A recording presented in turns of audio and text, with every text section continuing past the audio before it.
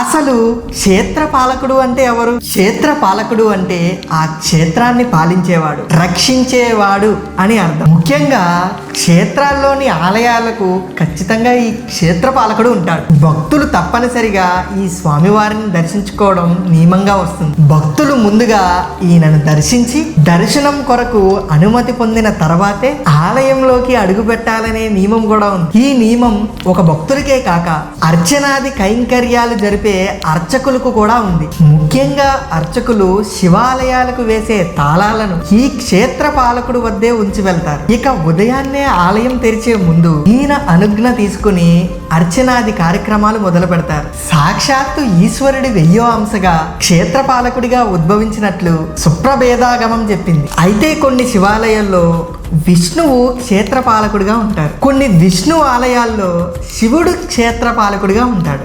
మరికొన్ని ఆలయాల్లో ఆంజనేయుడు, కాలభైరవుడు కూడా ఉంటారు. జై సనాతన ధర్మ, జై శ్రీరామ్.